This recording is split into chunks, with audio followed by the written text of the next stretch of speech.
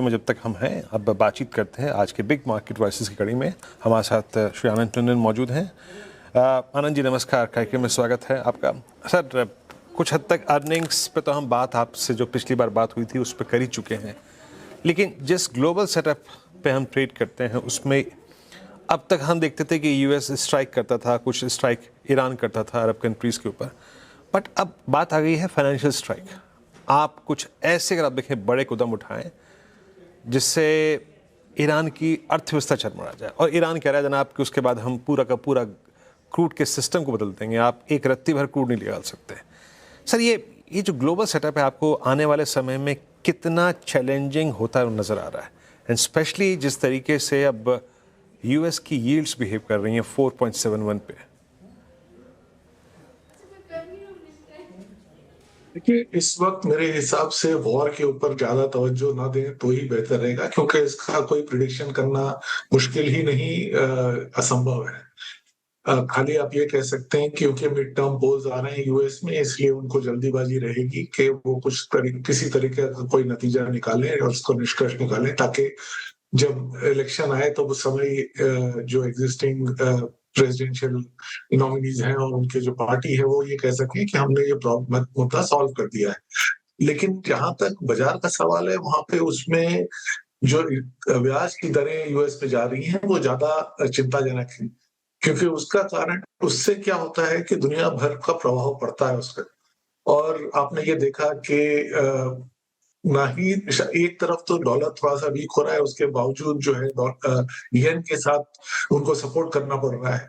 और ये इस तरह के इंटरनेशनल मूव्स जो है उसमें क्रॉस बॉर्डर मूवमेंट जो होते हैं उसके ऊपर बहुत ज्यादा प्रभाव पड़ता है। तो इस वक्त ऑलरेडी इंडिया और यूएस में ब्याज की दर का अंतर जो है बहुत कम हो गया है, और इन्फ्लेशन इस वक्त इंडिया में अभी भी यूएस के मुताबिक ज्यादा ही है।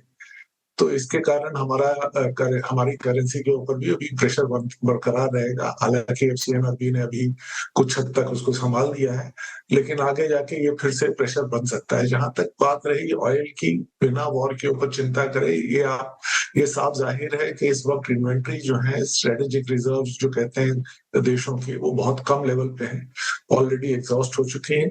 और एक अनुमान ये है कि आपको कम से कम 18 महीने लगेंगे उसको वापस बिल्डअप करने के लिए। तो इसलिए ऑयल का डिमांड जो है वो काफी तेज रहेगा। गैस का तो ऑलरेडी बढ़ा हुआ ही है। तो कमोडिटी के प्राइसेस, स्पेशली एनर्जी के प्राइसेस, थोड़े से ऊपर उठे हुए रहेंगे, और इसका प्रभाव हमारे जैसे देश जिसमें एनर्जी हम इम्पोर्ट करते हैं ज्यादातर, उसके ऊपर नेगेटिव ही पड़ेगा। ये जनरल आपका माहौल इस वक्त बन रहा है। ठीक है आनंद जी, गुड आफ्टरनून।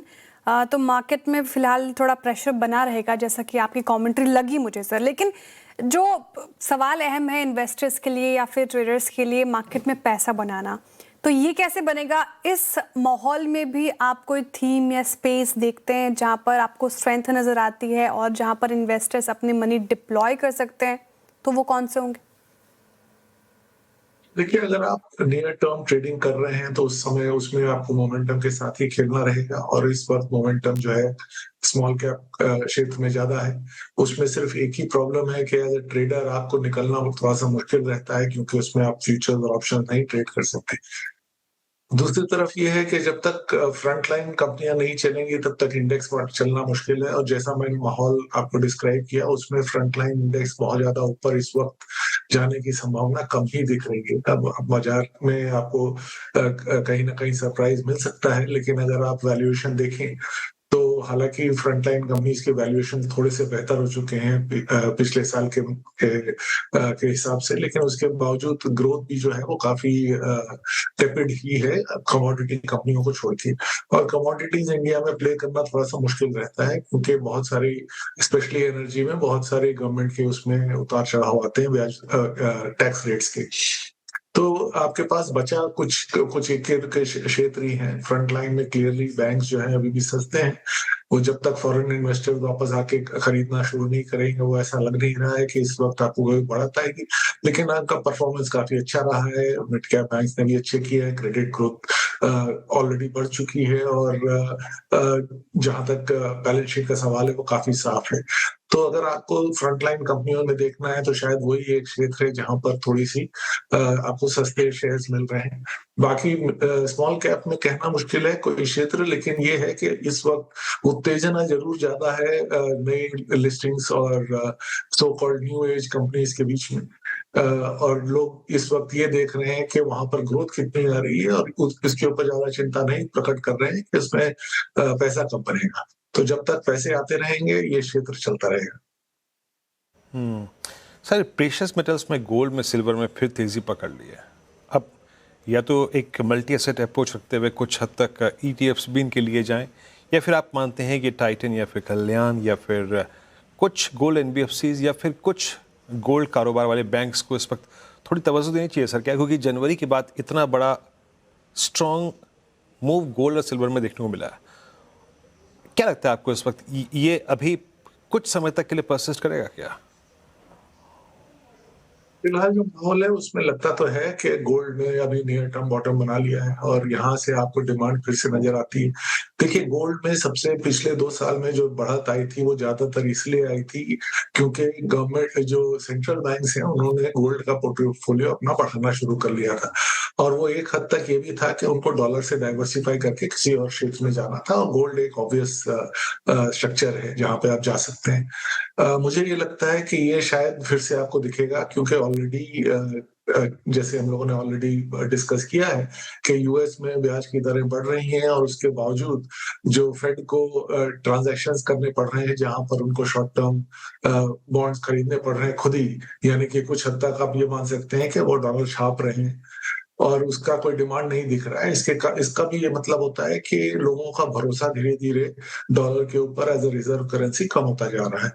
और इसका फर्क तो इसका साफ संकेत ये रहेगा कि गोल्ड जैसी जो बहुत सेंचुरी से रिजर्व करेंसी मानी जाती है उसके ऊपर ऑब्वियसली सेंट्रल बैंक्स फिर से खरीदारी शुरू कर सकते हैं या उन्होंने ऑलरेडी कर दी होगी। तो मुझे लगता है कि गोल्ड में एक फ्लोर है, कहाँ तक जाएगा ये कहना बहुत मुश्किल है, लेकिन डेफिनेटली इस वक्त ट्रेंड अप है तो आप ट्रेंड को प्ले कर सकते हैं। उसको आप कंपनी के थ्रू प्ले करें या डायरेक्ट करें वो आपके ऊपर डिपेंड करता है कि आपके पास एक्सेस कितना है। मेरा खुद मानना ये है कि कमोडिटीज हमेशा कमोडिटीज की तरह ही ट्रेड करना चाहिए, लेकिन क्योंकि हमारे पास कोई बहुत आसान इंस्ट्रूमेंट्स नहीं है इंडिया में जहां से आप कमोडिटीज को डायरेक्टली ट्रेड कर सकते हैं, तो आपको जबरदस्ती जाके कंपनियां खरीदनी पड़ती हैं। तो ज्वेलरी और गोल्ड फाइनेंस कंपनीज दोनों एक तरीके से गोल्ड को प्ले करने के तरीके हैं। ठीक है, गोल्ड को कैसे प्ले करना है, कमोडिटी को कैसे प्ले करना है, वो हमने समझ लिया। आनंद जी, सेकेंडरी मार्केट की तो हम अक्सर चर्चा करते हैं, लेकिन प्राइमरी मार्केट में जिस तरीके से एक्शन देखने को मिला, चाहे वो अगस्त का महीना हो, जुलाई और आने वाला भी महीना सितंबर भी, एक ऑल्टरनेटिव देख सकते हैं हम यहाँ पर प्राइमरी मार्केट में हाथ लगाना चाहिए, जिस तरीके से लिस्टिंग भी अच्छी हुई है कई सारी कंपनीज की पैसे बनाने के लिहाज से? देखिए, प्राइमरी मार्केट में मुझे सिर्फ एक ही प्रॉब्लम ये नजर आती है कि एक तो आपको एलोकेशन कोई जरूरी नहीं है कि मिलेगा अगर आप रिटेल इन्वेस्टर हैं। सेकेंडली, उसमें आपके पास कोई तरीका नहीं है ये डिटरमिन करने का कि आपको किस प्राइस में मिल रहा है। और थर्डली, सबसे बड़ी बात यह है कि प्रमोटर बेच रहा है और आप खरीद रहे हैं, तो आपके पास ऐसी कौन सी इंफॉर्मेशन है जो उसके पास नहीं है, जो उसको लगता है कि बेचना चाहिए और आपको खरीदना चाहिए। तो मेरा मानना ये है कि कई कंपनियों में बिहेवियर चेंज होता है एक बार कंपनी लिस्ट होने के बाद। जब तक प्राइवेट कंपनीज होती हैं तब तक प्रमोटर जो अपने मर्जी से चलाते हैं और जो उनको समझ में आता है करते हैं। हालांकि आजकल थोड़ा सा बेहतर हो गया है क्योंकि आजकल नई कंपनियां नहीं आ रही हैं, ऑलरेडी प्राइवेट इक्विटी फंडेड कंपनियां हैं। लेकिन मेरा मानना यह है कि प्राइवेट इक्विटी वाले भी बहुत ज्यादा कॉर्पोरेट गवर्नेंस के ऊपर जितना तवज्जो देना चाहिए था वो उतना नहीं देते हैं। वो अपनी चिंता ज्यादा करते हैं और बाकी रिटेल इन्वेस्टर की कम करते हैं। तो नेट मेरा मानना यह है कि लिस्टिंग के कुछ दिन बाद आप उनका बिहेवियर देखें, कुछ तिमाही तक उनके रिजल्ट आने दें, उसके बाद आप खरीदें। ये जो अजम्पशन है कि प्राइवेट के आपको आईपीओ में बहुत पैसा बन जाएगा, इसका कोई प्रूफ नहीं है। अच्छा सर, ये बीएससी में बड़ा सीवियर डैमेज आया है एनएससी के आईपीओ से पहले। अब अभी तो बाजार मायूस इसलिए है क्योंकि भाई कैश के दौरान थोड़ा सा ऑप्शन एक्टिविटी कम हो गई है, वीकली एक्सपायरीज पहले से ही नहीं थी। अभी सर अगर एक्सचेंजेस लेने हो आपको तो आप एनएससी के आईपीओ का इंतजार करेंगे जो कि no doubt about that expensive होगा, आप बीएससी को इस प्राइस पे कंसिडर करेंगे या फिर एमसीएक्स को? देखिए, एक्सचेंज बिजनेस जो है वो विनर टेक्स ऑल गेम है। मैं उस वैल्यूएशन के ऊपर कोई टिप्पणी करना नहीं चाहता हूँ, लेकिन जहां तक बिजनेस का सवाल है, बीएससी ने नो डाउट कुछ हद तक सेबी की मदद से और काफी हद तक अपना कुछ मार्केट शेयर निकाल लिया है एफएनओ में। लेकिन नेट नेट जो उनका कैश मार्केट में जो मार्केट शेयर है वो कभी भी काफी लो लेवल पे है, और एफएनओ में भी उतना एनएससी के कुछ हद तक एज तो बनी रहेगी। तो अगर आपको इस तरह के इंफ्रास्ट्रक्चर बेस्ड कंपनियों में, मार्केट इंफ्रास्ट्रक्चर जैसी कंपनियों में डालना है, तो जैसे मैंने कहा है कि विनर टेक ऑल वाला गेम है, तो विनर्स के साथ बैट करना बेहतर रहता है। लेकिन इसके हो सकता है कि इस वक्त वैल्यूएशन आपको एक में कम और किसी और में ज्यादा रहे, तो उसके ऊपर मैं कोई अपना विचार प्रकट नहीं करना चाहूंगा। ओके, इस बीच अगर आप देखें तो इंडस्ट्रीज एडजस्ट हो चुके हैं। निफ्टी अगर आप देखें करीब करीब एडजस्ट हुआ है। निफ्टी 24219 पे 316 का अगर आप देखें एडजस्टमेंट है वर्सेस प्रीवियस कैश, मतलब कैश बिंदु से पहले। निफ्टी बैंक करीब 106 अंकों पर, वही 57,419 को उसने रीगेन कर लिया, और 42 अंकों पर 77,328 के मुकाबले अगर आप देखें 77,370 पे तो निफ्टी एडजस्ट हुआ है 24,219 पे। मैं एक प्रश्न और लूँगा सर आपसे यहाँ पे, अभी फार्मा और हेल्थ केयर में सर आपकी शॉपिंग लिस्ट में या फिर कुछ स्टॉक्स जो है आपने ऐड किए हो आनंद सर, शेयर करना चाहेंगे हमारे साथ, और कहाँ पे आपको वैल्यूएशन कंफर्ट मिला? तो फार्मा में इस वक्त जो है सबसे अच्छा दो चीजें चल रही हैं जो कि बहुत पॉजिटिव है इंडिया के लिए। एक तो हम इंडियन कंपनीज जो है वो थोड़ा कॉम्प्लेक्स मॉलिक्यूल्स में जाना शुरू हो गई हैं। वो शायद जो बायोलॉजिक्स हो या और तरह के मॉलिक्यूल्स हो, लेकिन पहले जो सिंपली एपीआई या फॉर्मुलेशन बेचते थे, स्पेशली ओवरसीज मार्केट में, वहां से आपने अब कुछ हद तक कॉम्प्लेक्स मॉलिक्यूल्स करना शुरू किया। दूसरा जो ब्रॉड अपॉर्चुनिटी है, अब फिर से बहुत बड़ी पाइपलाइन बन गई है जो ऑफ पेटेंट जा रही है और जा चुकी है पिछले कुछ महीनों में, और आज जाती रहेगी। तो अपॉर्चुनिटी साइज बड़ी है, कॉम्प्लेक्सिटी बिजनेस की बढ़ रही है। तो दोनों तरफ से जो ग्रोथ आपको कुछ हद तक रेगुलेटेड मार्केट्स में कम हो चुकी थी पिछले कुछ सालों से, वो पिछले एक साल से वापस आना शुरू हो गई। वैल्यूएशंस के ऊपर ऑब्वियसली अगर मार्केट हाई है तो वैल्यूएशन इन कंपनियों के भी कम नहीं रहेंगे, लेकिन फिर भी अगर आपको ग्रोथ दिखती रही और मोर और लेस प्रोटेक्टेड ग्रोथ है ये, तो मेरे हिसाब से ये अभी भी अच्छा क्षेत्र है। जहां तक हॉस्पिटल्स का सवाल है या डायग्नोस्टिक्स का सवाल है, ये मेरा मानना है कि थोड़े ज्यादा महंगे हो चुके हैं, लेकिन उसके बावजूद क्योंकि यहाँ पर अपॉर्चुनिटी आपको कम दिखती है ऑलरेडी, जितने प्राइवेटली ओन्ड लिस्टेड हॉस्पिटल्स हैं ज्यादातर प्राइवेट इक्विटी के हाथ में जा चुके हैं, तो आप ये देखेंगे कि जो हॉस्पिटल केयर का दाम जो है वो बढ़ता रहेगा और कंपनियां पैसा बनाती रहेंगी, क्योंकि अपॉर्चुनिटी अभी भी वहां पर काफी बड़ी है। तो ये क्षेत्र कुछ हद तक डिफेंसिव ग्रोथ वाला क्षेत्र है, दोनों डिफेंसिव भी है और ग्रोथ भी है। ठीक है, ये फार्मा स्पेस पर आपसे चर्चा। आनंद जी, आज कई सारे स्टॉक्स न्यू एज स्पेस से काफी अच्छा कर रहे हैं। In fact urban company, Meesho, Lenskart, ये सारे जो न्यू एज स्टॉक्स हैं, ये आपको कैसे लगते हैं? और साथ ही इस पूरे स्पेस को लेकर क्या आप पॉजिटिव हैं? देखिए, ये अलग अलग क्षेत्र में काम कर रहे हैं, इसलिए पूरा एक जनरलाइज करना मुश्किल है। जैसे फॉर एग्जांपल अगर आपने अर्बन कंपनी जैसी कंपनी देखा, तो उसमें एक प्रॉब्लम रहेगी बिजनेस में कि उनका एक बिजनेस में लीकेज होती रहती है, क्योंकि आप रोज उसको यूज नहीं करते हैं। तो अगर आपने किसी एसी वाले को सर्विस करने के लिए बुलाया, तो अगली बार अगले साल के लिए आप डायरेक्ट नंबर भी ले सकते हैं। तो ये प्रॉब्लम रहेगी लीकेज की। उसके बावजूद उन्होंने बहुत बढ़िया काम किया है, काफी ग्रोथ आ चुकी है, और शायद अगर आप एक नया सेगमेंट जो उन्होंने हेल्प का किया था उसको निकाल दें, तो शायद उन्होंने ब्रेक इवन भी करना शुरू कर दिया है।